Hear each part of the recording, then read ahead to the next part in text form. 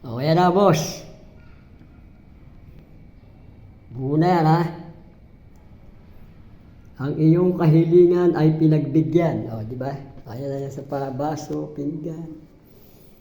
Ito naman yung sa kutsara, ha? O. Okay na. Ito yung sa ano, o. Tudor yan, ha? Wala, ito lang ang lalagyan ng aging. Tapos, ito yung dalawang pinto na yan. Tapos ito yan.